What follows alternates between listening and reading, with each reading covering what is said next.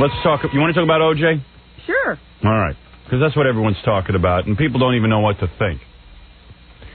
First of all, let me compliment the beautiful, vivacious, and someone who I've always felt was very talented, Cindy Garvey. Oh. Cindy Garvey. What did she do? Well, I'll explain. What, are you in a rush? No, I just can't imagine how her name came up. Take a look at her. Yeah. I always was outraged when Cindy Garvey was fired unceremoniously from the Regis Philbin show. What'd she do, ask for more money? Yeah, she said, gee, Regis is getting an awful lot of cash here. Do you think I could get some money, too? And evidently that was not in the cards. So they hired that yenta Kathy Lee Gifford. Personally, I could hack Cindy Garvey a lot more than Kathy Lee Gifford, but what do I know? What do I know? But, you know, people, I don't think anybody ever thought about Cindy Garvey as being particularly bright or brainy. And if you saw her on Larry King, did you see her Friday night? No, I did not. She came on and she said a couple of things. The first thing she said was, now this was they had just read on TV the suicide note about O.J. Simpson. O.J. Simpson left this long, rambling letter about this is the end, pretty much, and it would lead one to believe that he was about to go out and commit suicide.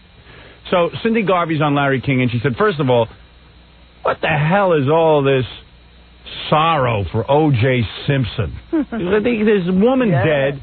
Thank you. There's a woman dead. There's a guy, an innocent guy, a 20-something, 25-year-old guy dead. Model guy dead. And the evidence is stacking up pretty good against O.J. And everyone's, oh, O.J., poor O.J., poor O.J. Screw O.J.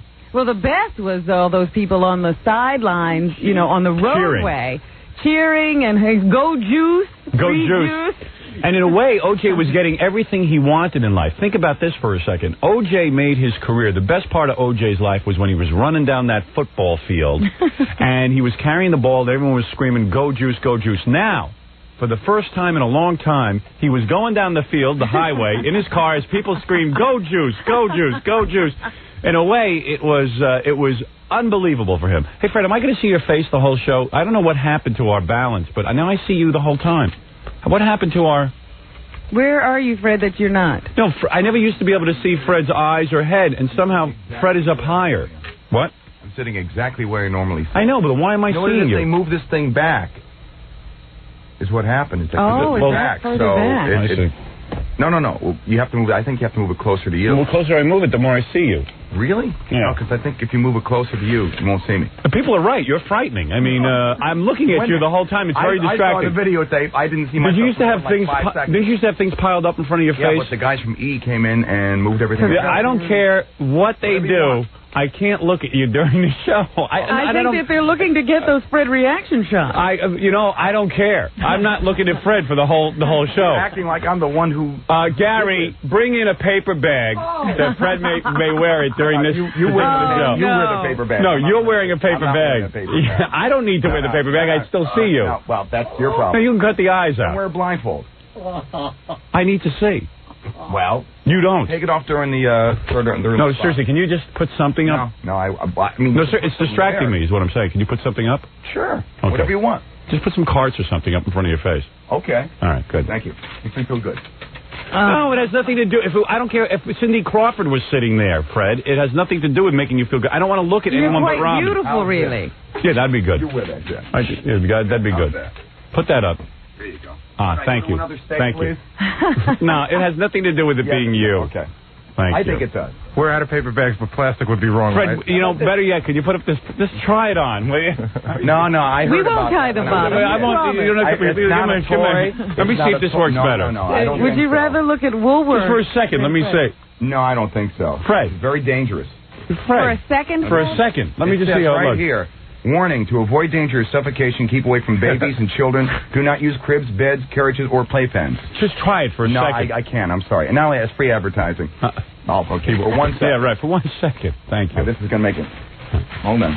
See, I can work that way. Better? That is better. That's a lot better. If you would just wear that, I wouldn't have to stare at you. There you go. All right, thank you, Fred. All right. Hey, give Fred that. Maybe that would be better. Here's something else you could try. Try this. Try that. Yeah. Now that's okay. Maybe we should put that on a stick. Yeah. So that Fred can just hold that. All right, I'll put up this sign now, and that'll be just fine. Boy. Thank you. I don't want to see Fred when I work. Sorry. I don't want to see Jackie. I don't want to see anybody. He just built the Berlin Wall in front of Fred. There you go. Jeez. I'm sorry. I think there's a message being sent here, but I'm not sure what it is. Stay out of my face. All right, anyway, Robin. Where was You're really I? afraid of Fred. Yeah, I don't like looking. It's very disturbing looking at Fred. I can't explain it to the people. Let's analyze this. I can't explain it. Well, you should be able to. Well, maybe I better explain everything else. What? I hope the camera can get a shot of me now. I don't know if it can. The guys can come in and tell me, but Because I was just wondering where the camera is that's No, but if shooting you turn it from on the that side, then it's going to be just as low as it was. no, I got this under control. As long as the camera can get me. Right. All right. Now I got to get the microphone to stay still. The microphone just moves. Look, on its own. Oh, look wonderful. at this. Look. So I can't. I can't do this show Using anymore. the microphone in order to do the show. It pans my face. I can't get it to stay. There's such garbage equipment in here. It's a joke. It's a joke. It's laughable. Every day you come in, there's something different that is annoying. Can someone take a note that we're going to need to fix this microphone stand that I cannot literally get it to stay? It just will not. Look at this. Look at what I'm. This is a show that makes millions of dollars, and I don't have a microphone that stays. Okay. No, it's staying. Yeah, but now I can't see you. Don't touch it. Wait, I'll touch this. Okay, very good. Where was I? Oh, Cindy Garvey. So, in talking about O.J. Simpson, Larry King puts on Cindy Garvey. After all, she was married to Steve Garvey, who was supposedly giving her mental abuse, not physical abuse. Mm-hmm. Hey, what guy doesn't give his wife mental abuse? I would say that's pretty prevalent. You're even an offender. I'm an offender of that. I'm a big fan of that. Fan? Keeps my wife in line. Oh, you. Mental abuse. Why is it you feel you have to keep your wife in line? Otherwise she gets out of control. What does she do? What is she going to do that's so horrible? Don't sidetrack me. Well, we'll get back to that. All right, write that down and you can get back to it. I want to ask that question. Good. You're perfectly entitled, but it's not your time yet. Okay. I really want to talk about O.J. Simpson. I have a lot on my mind. Well, go on with this Cindy Garvey line. So Cindy Garvey comes on, and they say to her, well, it looks like O.J. Simpson's going to kill himself. Now, if you can take yourself back to Friday night, it sure as hell looked like he was going to kill himself, and it would have made sense if he killed himself. In fact, when it first started, I thought he had gone somewhere and already done it. So had I. So Cindy Garvey gets on. They say, do you think O.J.'s going to be found dead? And she said, I'm going to tell you something, Larry. By the way, Larry King now is so out of it, he's calling Cindy Garvey Cynthia Garvey, the whole interview. Doesn't even call her by her right name. Cynthia Garvey, he's calling her. So he doesn't prepare for the show at all anymore. No. Doesn't even learn the person's name. As my father said, I think Larry King has lost interest in doing anything. Yeah. You know? Except dating women and right. proposing to them. Yeah, he needs the show to get the dates. Because if you look at his face, he ain't going to get a date without that show. He knows he has to hold on to some kind of media outlet. Right. As funny as this face is, I know if I'm going to keep everyone, I got to have a show. Larry knows that too, I think. Anyway, Cindy Garvey says to Larry point blank, oh no, Larry, O.J. Simpson has not shot himself, nor will O.J. Simpson shoot himself, because any man who is a wife abuser, a beater of women, is a coward. Mm-hmm. So Larry goes, and she goes, I guarantee you, O.J. Simpson doesn't have the guts to pull the trigger on himself. Absolutely. So I listened, I said, boy, oh boy, man, she's something else, this woman, but who knows? I started thinking, I said, I think she's right. And sure enough, there you saw him in the car with a gun to his head. And so that was so funny. I said, you know what? This is the kind of shot they use in those stupid parody movies all the time. Yeah. Of a guy with a gun to his own head threatening the police. Don't come any closer. Do you remember the Mel Brooks, the classic Mel Brooks movie, Blazing Saddles? Yes. That's right. The black guy is holding up a gun to his own head. There's a whole mob around him ready to lynch him. And he yells out, nobody make a move, or this is a one dead nigga. The guy goes, and the nigga's going to be dead. And he gets himself out of the situation holding the gun to his own head. If any of you white people make a move, this nigger is dead. Stay back. And he's holding a gun to his own head. Yes. Like somebody cared. One false move. One false move. Didn't they remember that O.J. was in show business? Yeah. In fact, I wish he had turned in this good a performance in Towering Inferno or whatever the hell he was in. So... Was he in Towering Inferno? I think so. One of those disaster movies. Which one was it? Yeah. Might have been Towering Inferno. Listen, I'm proud to say that O.J. still sits on the board of this radio station. Believe it or not, even though he's in prison. There's not another election yet, I don't think. This is the same company that keeps Greaseman on the air. Why not keep O.J. around? Innocent until proven guilty. Exactly. No matter how much of a disaster, keep him around. I kept waiting to see Infinity Broadcasting in the story. Thank God it wasn't. It was kept out. No, O.J. is on the board of directors of this company that we work for, and I think it's very good that we keep him on the board of directors because... we have to have a black representative. We need a black... Listen, it's hard to find a black guy to sit on the board. Well, O.J. really was the black guy on the board, you know, so we're going to find another one. I think it's going to be Colin Ferguson, who shot all the white people on the Long Island Railroad. I thought it was Don't you think we ought to stay out of the courts for a while? I think it was good we fired Meg Griffin, the disc jockey, and kept O.J. I think that was good planning. No, but it's, you know, we are a company that believes even though someone's a disaster like the Greaseman, we stick with him. You stick by him. You support people to the bitter end. That's right. Even as O.J.'s in the chair, he can be comfortable knowing we will keep him. They will be calling him for decisions. He will be on the board of directors of Infinity Broadcasting. O.J., we need a vote. Well, I'm sure everyone knows we couldn't have predicted O.J.'s dilemma. Anyway. No, he acted very charming when he was in those board meetings. Charming. He was delightful, Rob. Robin was even impressed. In fact, it was so funny because one of the things I was reading this weekend said O.J. was the kind of black guy even white racists felt comfortable around. Yes. Yeah. In fact, the Ku Klux Klan is in mourning. They said, how could this be O.J., the one black guy we like? So anyway, let me tell you about O.J. Simpson. So Cindy Garvey says this, and he's standing around with a gun to his head and all this and the other thing. And police arrest him, and the funniest thing I thought was, holy cow, this guy is on suicide watch. They got him now in prison on suicide watch. I said, what kind of suicide watch? The guy had 24 hours with guns to commit suicide. This is a guy who's not going to commit suicide. Suicide watch. What's he going to do in prison? How's he going to kill himself? Bang his head against the bars? It was so funny. They said they even took his shoelaces and the sheets away. All right. Now, so that he can't do anything. Let me tell you, like he's going to do something. This guy isn't going to do anything. Cindy Garvey was absolutely right. This Cindy Garvey... That note was the most ridiculous suicide note I've ever read. Yeah. First and foremost, let me say I'm innocent. And poor me, poor me, poor me, poor me, poor me, poor me, poor me. Yeah, right. Poor me. Well, anyway, they got him in prison now under suicide watch. Why, I don't know. I guess he's going to eat the toilet bowl and kill himself. Well, it's some kind of stupid suicide watch. He's in a cell, okay, 7 by 9 foot cell. Yeah. With a big metal door on it and a little itty-bitty window. Yeah, like Hannibal Lecter. He's in there by himself most of the time anyway. Right. They come and look in the window every once in a while. Let's see, did he commit suicide? No? Well, I done watch. Is he still alive? Yeah, okay. Now, let me tell you who the real villain is in the O.J. Simpson story. Now, this is what people need to know. Oh, there's a real villain besides O.J.? Good thing I do a radio show. What would anybody have to think about all day? Well, they'd be thinking the wrong thoughts, obviously. Right. They need me to program them.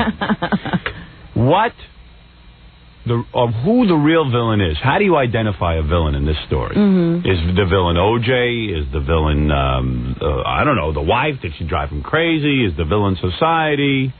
Is the villain the high school football coach who coached O.J.? Who is the villain in this? Now, let me tell you about our society. Right now, there are a lot of battered women who don't have the celebrity of being married to an O.J. Simpson. And every day, in the courts, you have a situation where these batteries come up, and nobody knows what to do. In the case of O.J. Simpson, here is a guy who not only beat his wife on 8 occasions, but on one occasion You don't know how many occasions. You know there were 8 phone calls to the police. Who knows? It could have been tons. They don't start calling the police until it gets really, really bad. Right. Robin is an expert. I've hit her a few times. I know how to take a punch. I beat you with my shoe. So anyway,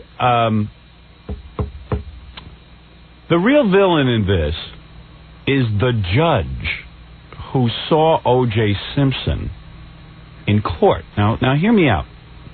This O.J. Simpson is brought into court. The woman that he is married to, he's got a broken lip, her face is bashed in. It's clear that he has beaten her. And I guess this judge felt, wow, it's O.J. Simpson. Maybe he was a football fan.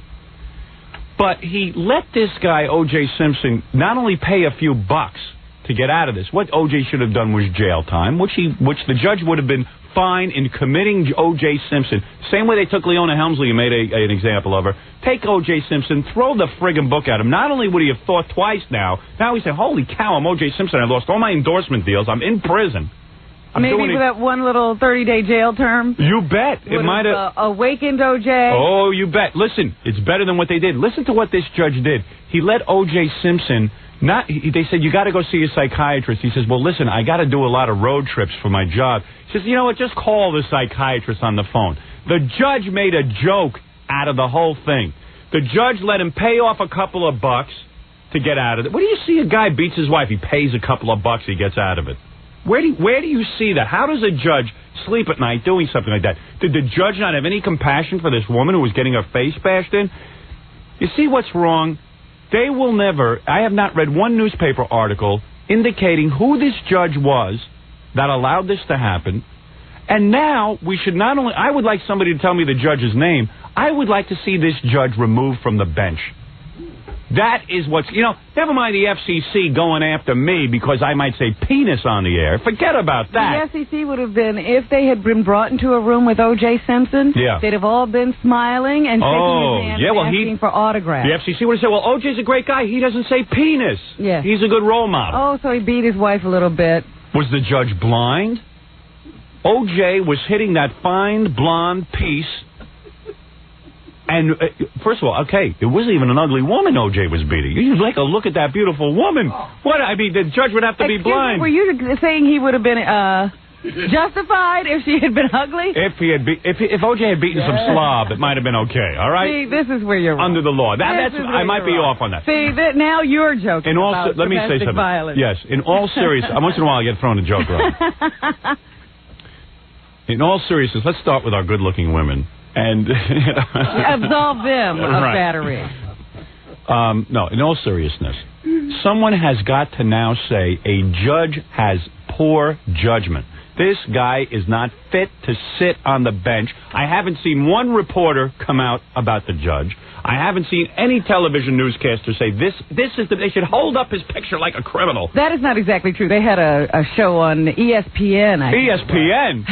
That's worse than where this show is. Or maybe it was CNN, one of their sports shows. Right. Because it was a sports call-in show, like right after all this, or during all this O.J. coverage. Yeah. And they had that Gloria Allred on, and she was saying exactly these things. Oh, was she? Yes, absolutely. That you got to find this judge. Yeah, I mean, even the prosecutor, she said, because at the time of the case, the prosecutor only asked for 30 days in jail, and he wanted court-supervised counseling. Yeah, court-supervised. Listen, this guy should have been treated like a criminal, O.J. Simpson, thrown in jail where he would have sobered up a little bit. He probably would have lost his Hertz deal. There would have been a big wake-up call. Big wake-up call, and maybe this woman would have stood a chance against this bully, this O.J. Simpson. And I'll tell you something. I've never seen anything like it. It was so... But unfortunately, you try to explain to people, because what I heard when this first occurred, when I remembered that he had battered her in 1989 and pleaded no contest, I immediately said, O.J.'s guilty. Yeah. And everyone I talked to said, you cannot make the leap from beating your wife once to stabbing her and slitting her throat. And I have tried to explain to people that leap. Never, ever, ever call the police the first time you're hit. How do you know so much? Come here. Come over here for a second. I gotta check my face for bruises. You know what? Yeah. I want to see if someone was beating you over the weekend. No one ever calls the first time. It starts with verbal abuse, which escalates to physical abuse, which continues to increase. Never mind that, Robin. Let's point out the other real villain.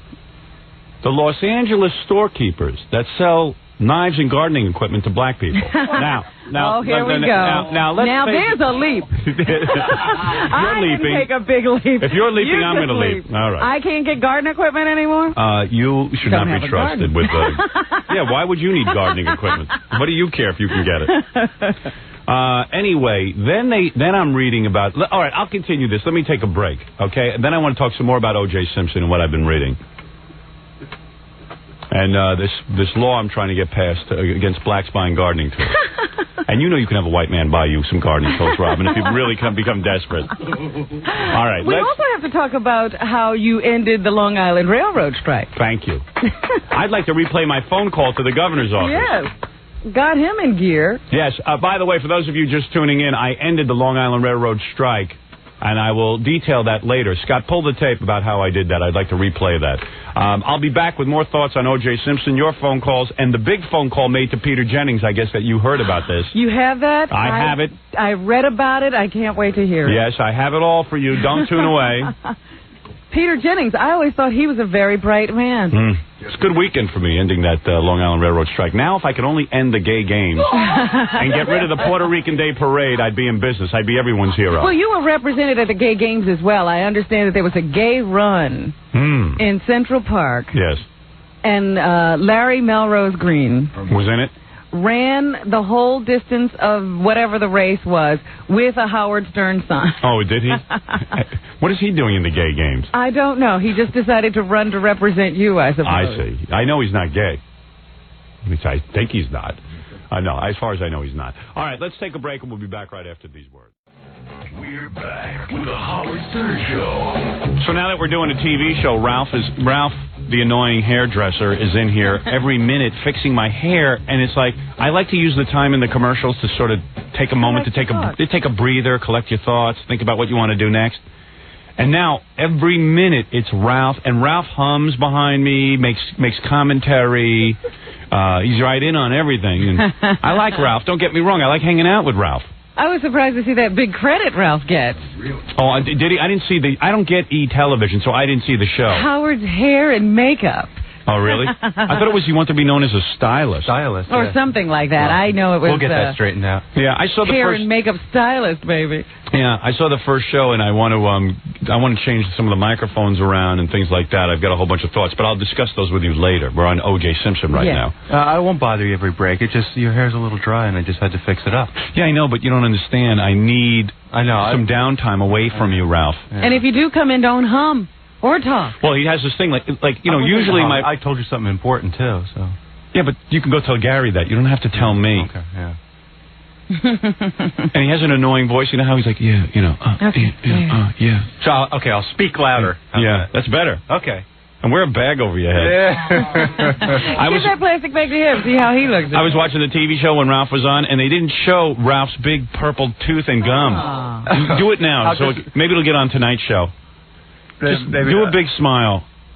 Look at the black around the... Let me just do commentary while... Maybe they can even circle the tooth. Yeah, but smile bigger. Okay. All right, you see, not only is his tooth look funny, but it's got a big purple ring around it on the gum. An aura. It's a glowing aura. And there's, if you notice, there's to the upper, I guess, right hand of your screen... Show your bottom teeth. Your teeth are pretty messed up, too. Yeah, I noticed on the close-ups my bottom teeth look real bad. I'm going to go have Dr. Kaufman. Go like this. Let me see. I'm going to have Dr. Kaufman fix them and bleach them. Yeah. Because it looks real bad. My lower teeth. I inherited my teeth genetics from my father, whose teeth are like green. I'm going to have him fix mine, too. Yeah, I'm telling you. Well, I don't know if he can get near that mouth. How long has it been since you've been to a dentist? No, I went to him like 3 months ago and had a cleaning. Okay. I had a big meeting yesterday on the phone with the E-people, and I said, you know, you guys are working a little too close to my face with the cameras. I said, this is not a face made for intense close-up scrutinization. You know, I saw Tom Chiusano. I saw Tom Chiusano on the first E! show, and he looked absolutely beautiful. Fred was in here going... No makeup, nothing. Yeah, Fred goes, God, Tom's gorgeous. I said, yeah. Everybody now sees what I've been seeing. Yeah. Fred's in love with him. It's unbelievable. It's very difficult to work with Tom. Yeah, it really is. I see what Robin sees. I saw what Robin saw a long time ago, but man, on TV, he's beautiful. He is a perfect bone structure. Yeah, he's a nice-looking guy. Good skin color. And me, they're on intense close-ups of my face, and my teeth look... I mean, I noticed my teeth, too. It was awful. Really? But at least my gums are good. You got gum disease. It's just this one right here. What did Dr. Kaufman say about your gums? Did he say that they're diseased? No. What did he say? I needed a cleaning. I need another cleaning, too. Yeah, maybe you need like 12 cleanings. I need to be cleaned every day. How many cleanings will it take before that area turns white? Yeah, snaggletooth. Like, when will it start looking normal? I don't know. Probably never. Snagglepuss. And then, if you notice Ralph's berry, that's something you could remove. Wow. Yeah, I don't know why I don't take it off. You think He's I sort should? of attached to it, I think. Is it? I think I should remove it. Yeah. Yeah. It's kind. You know what? It doesn't look so bad when I'm far away from you, but you get close, you see all it's red, and I don't know how close the camera can get on it. But here, let me use my pointer. I was at a strip club one night. Yeah, I never really think about it. I was at a strip club one night. See, right here, if you get very close, it starts to look. It has dimension to it. It has girth. It's very well raised. Yeah. And you wonder exactly where it's attached. I remember once, 4 years ago, Robin said, I was looking at it, I just want to take my fingernail and flick it off. I know, and it's almost like a mood berry, because when he gets really upset, his face turns red and the berry turns purple. Yes. And like when he's happy, it's almost greenish in color. What color is it now? Right now, it's turning almost purple. I'm not upset though. Yeah, but I don't know. You might be a little flushed or embarrassed. Nervous or something. Plus, your berry was in the sun yesterday. That tends to throw it off. I was sunning my berry. Yeah. I put a little sunblock on it so it wouldn't get too I wish red. Gary, our producer, would take his big teeth and bite off Ralph's berry. Ralph There's a bleed show. to death. Ralph's teeth are more rotten than OJ's marriage. Because look at this. Look, let me show the camera. What the hell? Let me show the camera. Let this be a lesson to every child out there. This tooth right here has. It's done? Yeah, that one has the ring around it. Look around the gum. But look at all the teeth over here. This row. Move your finger. They're almost green. No, they're not. Oh, take a look in the mirror. No, I brush my teeth. And you have that one fake tooth that's completely white, and all the rest are completely different color. You know, like black guys have that big gold tooth. I'm doing something different. I have a big white tooth. Yeah. All right. Well, why don't you get out of here? I really want to talk about O.J. Simpson, not you. I really don't want to talk about Ralph on today's show. Just don't be annoying during the commercials. Right. Don't annoy me, because it really. And you know what he does?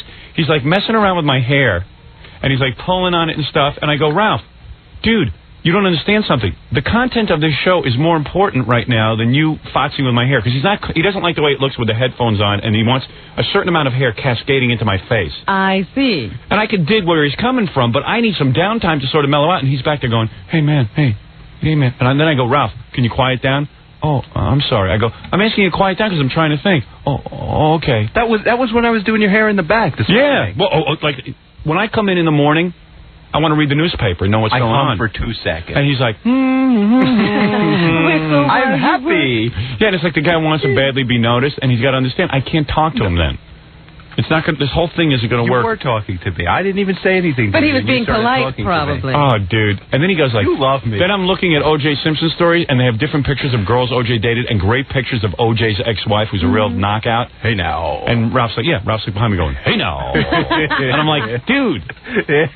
Don't disturb. Yeah, and he's like a little kid. He looks at the pictures. I didn't care what they said. Hey no. Yeah, she's dead, dude. What a shame, man. Yeah, that is a shame.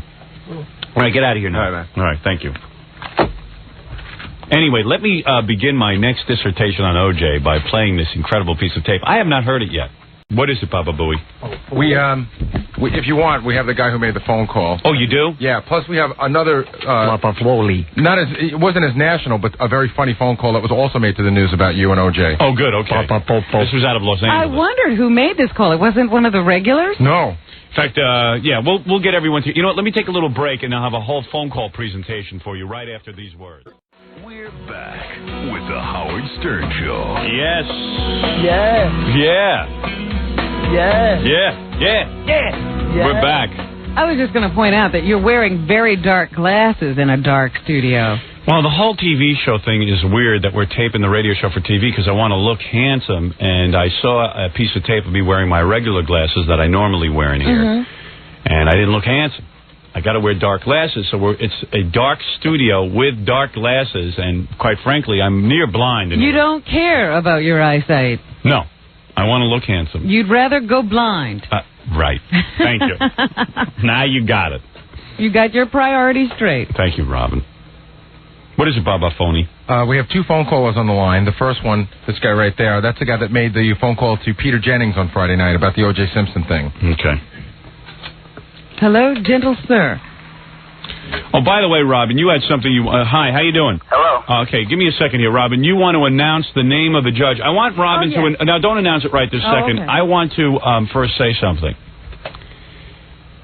If O.J. Simpson had the book thrown at him by this judge, O.J. came up before a judge. He had just beaten his wife's face in. The judge should have taken this O.J. I would love to interview this judge and say, what do you have a hard-on for celebrities?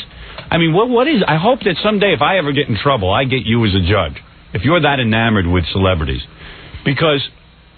Well, you have to understand, he probably couldn't even get good counseling. The counselor. The psychiatrist, whoever he was talking to by phone.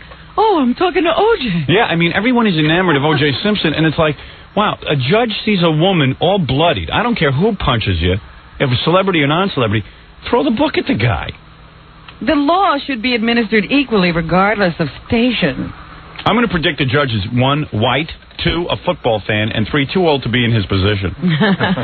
Or something, because we are now going to announce the name of the judge. I don't know his age. He really should be disjudged. Or whether he's a football fan, but his name is... What is the word? Wait, no, we're gonna have a timpani and everything when you announce the name. What is it when like a lawyer gets disbarred? What is it? Disjudged?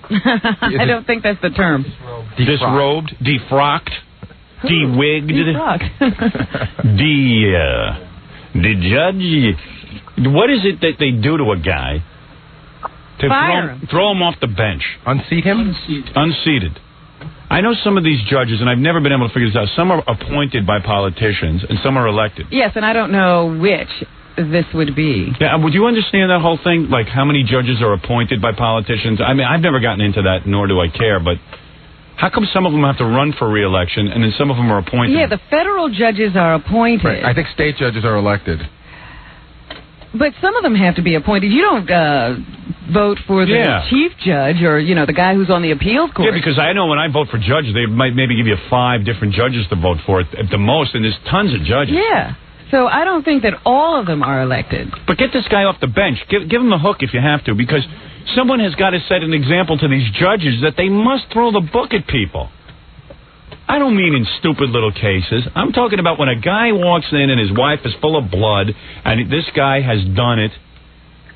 If O.J. Simpson had been locked up for a month even, and that would have been a big story. O.J. in prison, there have been repercussions. He would have lost revenue. Who knew this guy had so much money? My God, you see the money he has just from Hertz Rent-A-Car? Incredible money, and they paid for all of his vacations, so he didn't even have to spring for his own vacation. What do you mean? How come? How did they pay for his vacation? The vacations were just on Hertz. Do you mean they just said, hey, we want to give you vacation? That was part of his deal. It said yesterday in Newsday that he and his wife and the kids would go to Hawaii every year for some long period of time. I don't know if there was a Hertz convention down there, but I mean, they would send him for a really long time. Right. Why? He might be at the convention for a day. Why am I not at a convention? Why am I not in Hawaii? And there were other vacation spots he was often at. Vail. Look at the life this guy had. I said, you think about his life. This is why people are amazed. Here's a guy who liked to play golf. He played golf almost every day with his buddies. He even said goodbye to his golf friends in his suicide note. The golf friends is going to be the thing that's hard to give up. That's the punishment. If O.J. had to give up his golf friends for a month, he would have thought long and hard about what he was doing. It would have been pretty uncomfortable walking onto the green after having spent 30 days in jail. When a guy beats his wife like O.J. Simpson and they don't give him jail time, they let him pay some money, which money was meaningless to him. And then he was laughing at the court. And then he says, oh, by the way, I work for NBC. I can't go to a psychiatrist. I got to make phone calls to the psychiatrist. Very busy. That's laughing at justice. How ironic is it that O.J. hurts other people? When I saw the Hertz, I was walking down the street the other day and I saw the Hertz sign. This was the same day that O.J. was in the car with the gun to his head. Yeah. I had to laugh. Yeah, I know. And it's just weird, too, because if you wanted to get him out of the car, all they had to do Friday night was put up 2 goalposts. Right. At the end of the highway. Or a few hurdles. Yeah, and as soon as O.J. passed through the goalposts, it would have been it, and then he would have gotten out of the car. But Cindy Garvey, of all people, I tell you, this woman's phenomenal. She was so intelligent on the Larry King show. Maybe she wasn't that intelligent, just as opposed to Larry King, who sounds like a blithering idiot. She sounded intelligent. But when she said O.J. will never kill himself, this is right after the suicide note was released, she said, Larry, the guy's a coward. Guys who beat their wives are cowards. And she gave this articulate sort of a response to wife beating and this whole thing. She's dynamite. I want to have sex with her so bad. Is that a reward for Yeah. being smart? I want to give her the reward for being smart. And I tell you something, I don't know what Steve Garvey was looking for in a woman, but damn, that's enough woman for me. She looks great. You seem to miss the point all the time. That woman OJ was running around on was beautiful, too. Not as smart as Cindy Garvey, though, Robin. What has smart got to do with it? A lot. Cindy Garvey likes you, too. I know. I can get her, I think. She likes you. I mean, she calls She off the seems to be air. on and off, though. No. She has said a few. She called unkind Howard off words. the air to thank him for being such a nice man. Yeah. Just because they complimented her and said that she deserved a raise on the Regis Philbin show. That was years ago. I just realized something. We have TV cameras in here, and I have my hand in my lap about 20. Does that come through on camera? I hope so. I hope people know about it. It's like I'm down here, like, picking my So genitals. when you go off the deep end, they won't be sitting there saying, "Oh, but he was such a nice guy." Yeah, I'm sitting here playing with myself, and there's 3 or 4 robot cameras on it. Please, train in on his hands. Anyway. Monitor every time they leave the top of the console. Oh, God. I love doing that during the show. It gets me pumped. Gets me juiced. I guess you're going to have to learn a more professional way to work. All right, which guy's on the phone now? Okay. Wait a minute, I never said the judge's name. Oh, Do okay. you want that? Now Robin is going to announce the judge's name. I'm curious to hear the name. I want to see what type of ethnic background. I gotta hear the judge's name. Fred Timpany. The judge's name is? Robin looks sexy when you say it. 95% the guy's a Jew. Oh, I hope it's not a Jew or a black or a... What do you hope it is? What do you hope it is? I know. See, I can't... Oh, Fred, what do you hope it is? You'd think it was a Jew, but I think he's Irish. I don't know why. Do you think he's going to be Irish? I think he's going to be an Irish guy. Maybe it'd be good if it was a Jew. Could be. I don't understand any of this. All right, go ahead. Never mind what everyone else thinks. Go ahead. What is it? Municipal Judge Ronald Weinstein. Schoenberg. Liberal. Where's the Hitler card? They say he wouldn't comment on this last week. But Adolf Hitler said the following. Aber wir werden auch die nicht vergessen, die den richtigen Weg einschlagen. All right, enough of that. We have to thank the USA Today for revealing that name. Well, here's the point. Justice Schoenberg, Judge. He's just a municipal judge. whatever he is, this guy let O.J. off with a joke of a sentence. Hey, O.J., can you come to my son's bar mitzvah? O.J., can you? My boy's going to be bar mitzvah. Can we be friends? Please. I mean, he should catch some heat. He might have been one of the golf buddies by now. Hey, O.J., I understand you're a golfer. Was master, O.J.? I don't know. I got to find out where someone told me about this, that O.J. is pleading black stress. I don't know where you could have found that. O.J., I understand, is nothing but cry in his cell. Baby. All right, which guy is this? Is this a guy from Los Angeles? This is the guy that called ABC Network News with Peter Jennings and said that... Now, I understand. I didn't see the ABC report, but Al Michaels was part of it. Yeah. Well, Al Michaels comes into it because Peter Jennings has Al Michaels is a big fan of our show. He's a sports announcer with ABC, obviously. Everyone knows who he is. And Peter Jennings, I guess it's really true what I say about anchor people. We watch them, and the real good ones make you feel like they're so intelligent. Yes.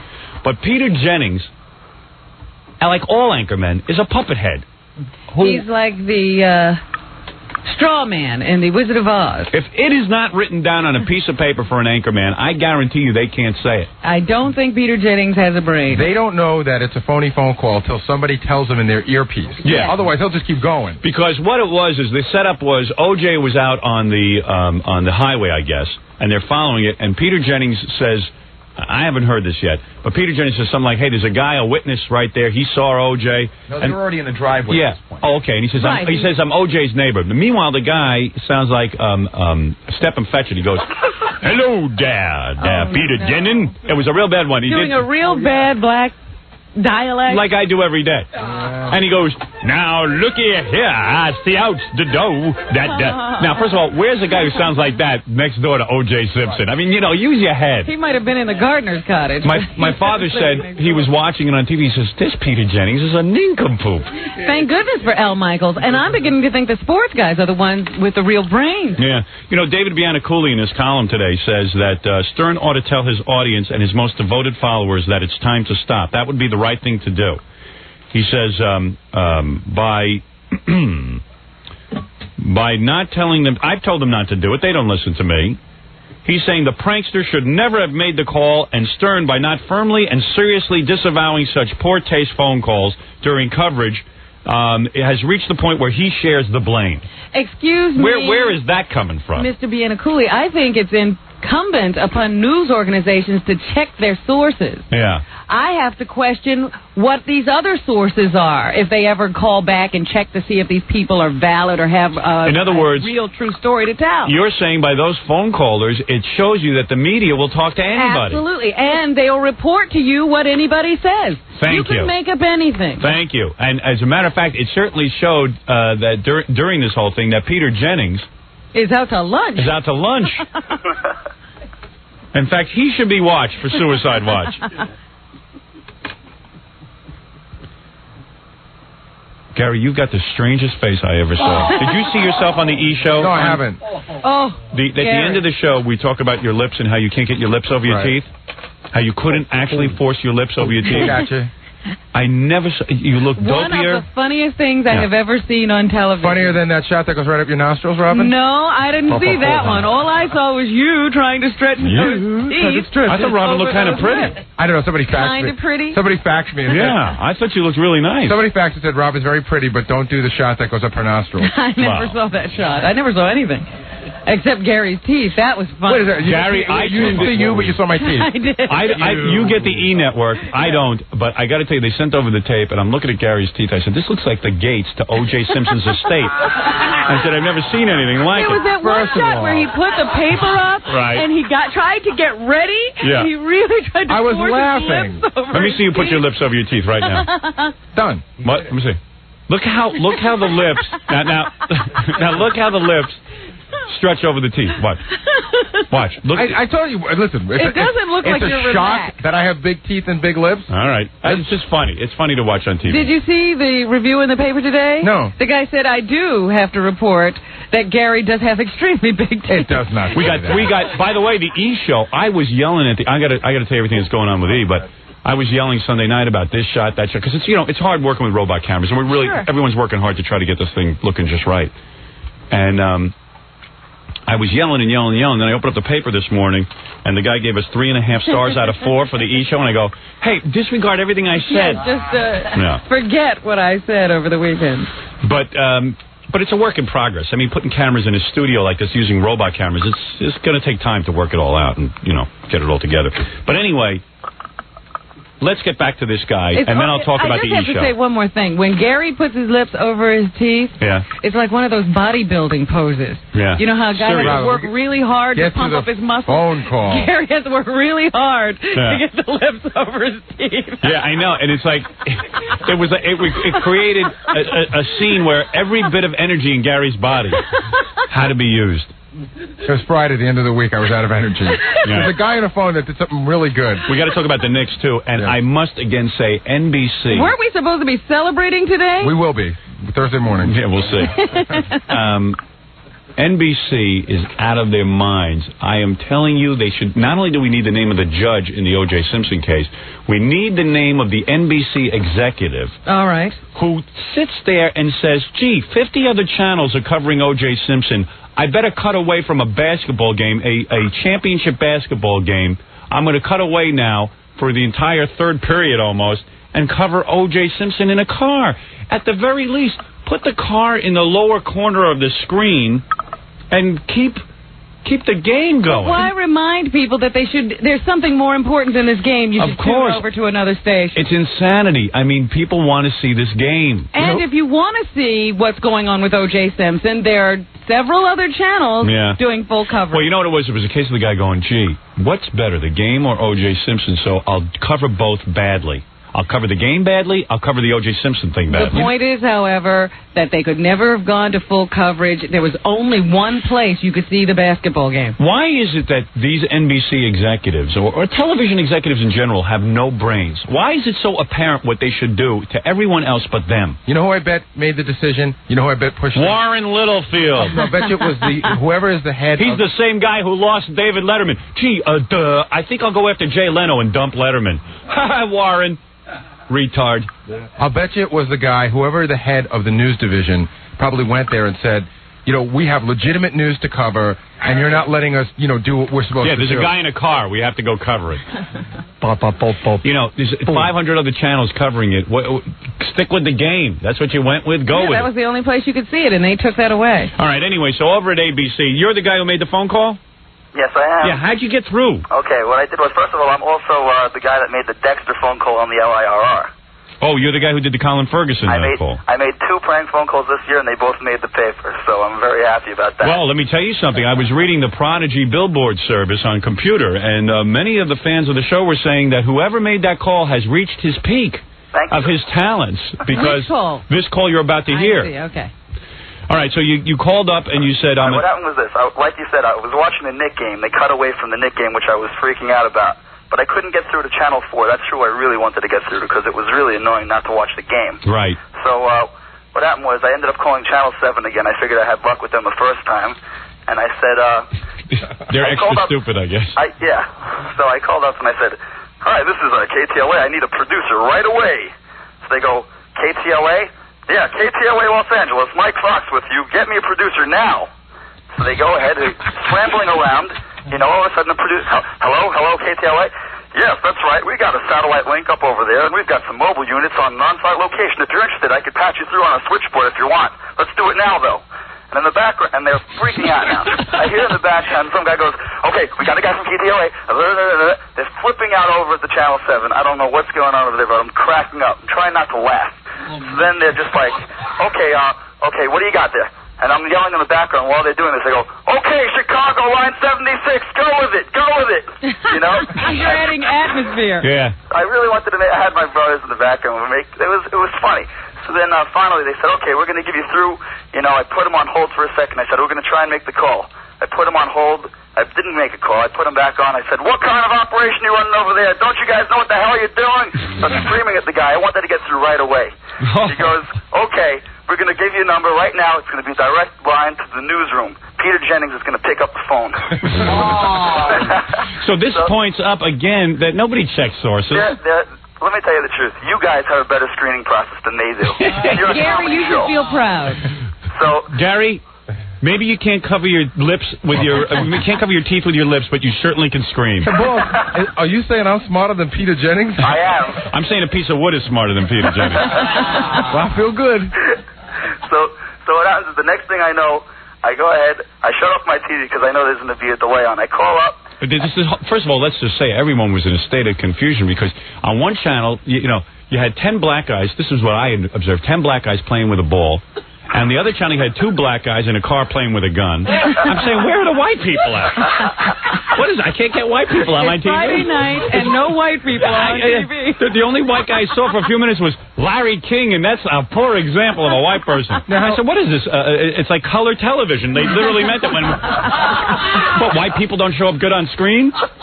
Did that guy in his article, when he wrote about this phone call, did he say anything about how the networks don't do anything to check? No. And how they're all in such a rush to scoop each other that they put on things like this? No, they just blame us. And by the way, I mean, really, what is the big deal if a guy gets through and says Baba Booey? Right, it's not like it's the most important. It's not like a presidential funeral. And what if it was? So what? If the guy got on and just lied convincingly, they would appreciate that much more. Yeah, right. Which they do all the time.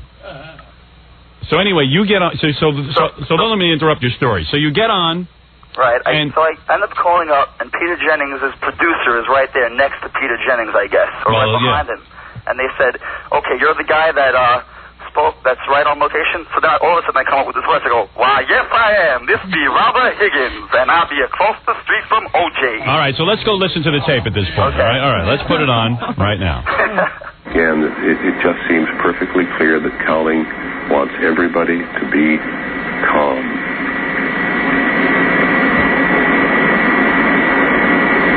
First of all, you know what another thing that pisses me off now that I'm listening to Peter Jennings handle this like it's a presidential funeral.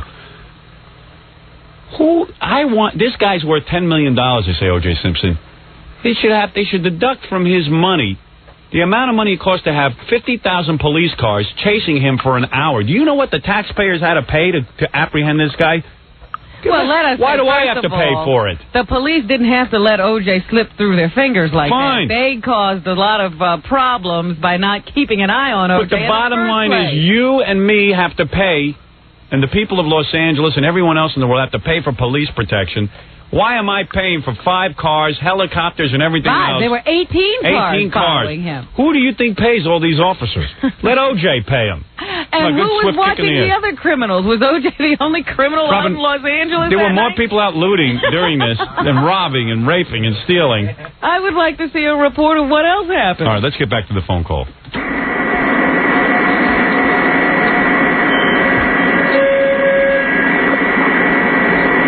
Right now, Peter Jennings is, letting things Nobody's whispering anything in Peter's ear. Right. He's looking Peter, wake up. You look half asleep from that bad eye job. Here we go. Did you have an eye job? I don't know. All right. Looked like it to me. Peter, wake up. Say something, quick. I'd ask everybody to be quiet for a moment. We have on the phone with us as well Robert Higgins, who lives in the neighborhood and is on the ground and can see inside the van. Mr. Higgins. Yes. How are you? Just about as tense as you are, sir. Oh, my Lord, this is quite tensive. What can you see? Oh, what I'm looking at right now is I'm looking at the van, and I see O.J. kind of slouching down, looking very... Now, at this point, my father said to me, I didn't see this. He was watching. He says, everyone knew it was a phony phone call. It was definitely a Howard Stern fan. Except Peter. Al Michaels is like, look at him now, Peter. I'm looking at the van. This is very tensive. Peter Jennings had turned into George Goebel on the Tonight Show set as the cigarette ashes from Dean Martin were going into the cup. Very upset. Now, looky here. He looks very upset. I don't know what he's going to be doing. Can you see him doing anything specific? Is he merely sitting there? He is just sitting around, just looking like he'd be very nervous. He's picking his toes. Like he'd be very nervous. He's looking like he'd be very nervous. Lordy have mercy. The man him picking his toes and looking very vulnerable. Great googly boogly. I can't believe it. Is it possible that Peter Jennings, in his distinguished career, has never spoken to a real black man? Well, he's Canadian. Oh, okay. They don't have many. Tell me, as long as I have a black person on the phone, can you skate with that extra bone in your ankle? Why, knows I can't. That's why we can't swim either. Our feet are too heavy and weigh us right down to the cement in the pool. Wait a second. Can you hear anything, Mr. Higgins? It's just too much commotion. I be in the back of a news van, so I can't really hear that good, but I can see it all. And I see O.J.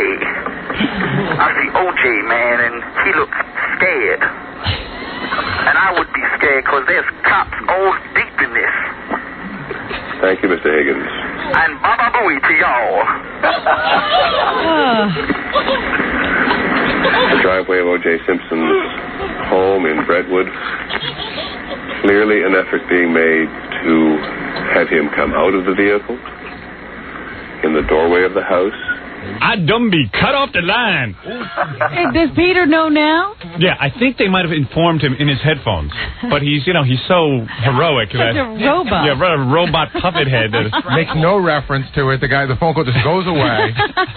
What is this stuttering, John? Keep on playing. He doesn't know it's all. No, I'm going to keep playing. Because I want to hear Al Michaels explain Baba Booey to him.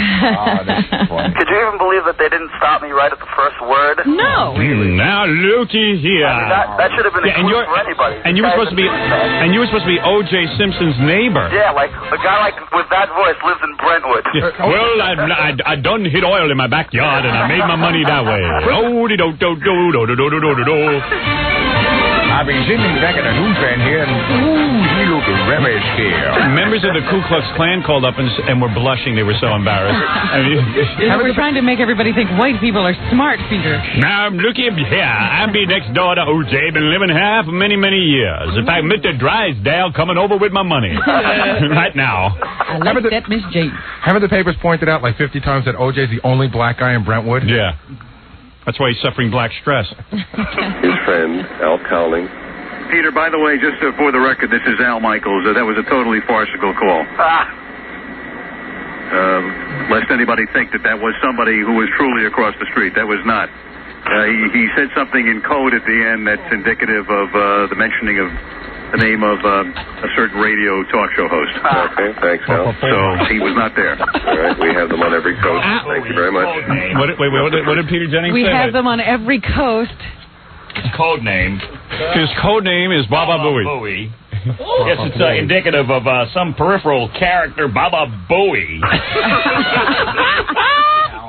From the talk show radio host. Now, hold on there, Mr. Michael. I'll be right with you, Mr. Jennings, because this man is making a terrible statement about my reputation. Peter, we have to point out that there really are no black people that talk like that anywhere in the world. You know, you're a real peckerhead, Peter. This is Al Michaels. I just want to go on the record as saying that. You're going to interrupt the game and... Peter, you that piece was of wood. not a real Negro. Thank you, Al. I repeat, not a real Negro. Peter, you block of wood. I mean, the words looky here should have sent you running for your life. Did you listen to the man, Peter? Al Michaels trying to slap some sense into Peter Jennings. Wake up, damn it. We got to get Al Michaels on the phone about that. That's Peter, I'm really surprised your head doesn't rattle. Peter, you idiot, that wasn't a real phone call. Look, I know Negroes. Wait, I got to replay that. I know Negroes. They've got woolly heads, big lips, but they don't talk like that. It was the same producers as the Dexter phone call, by the way. I spoke with the same two guys. Yeah? So I guess they didn't get fired, but maybe they will now. Oh, so you got the same two Peter, guys? by the way, just for the record, this is Al Michaels. That was a totally farcical call. What? Lest anybody think that was somebody who was truly across... Well, nobody thought except for Peter. ...the street. That was not. He said something in code at the end that's indicative of the mentioning of the name of a certain radio talk show host. Okay, thanks, Al. So he was not there. All right, we have them on every coast. Thank you very much. Not the first time nor the last time will have been had, but... I'm too stupid to tell. Why didn't someone tell me? By the way, Peter, this is Al Michaels again. Yes. Who took your SATs for you? That was no chitlin eater.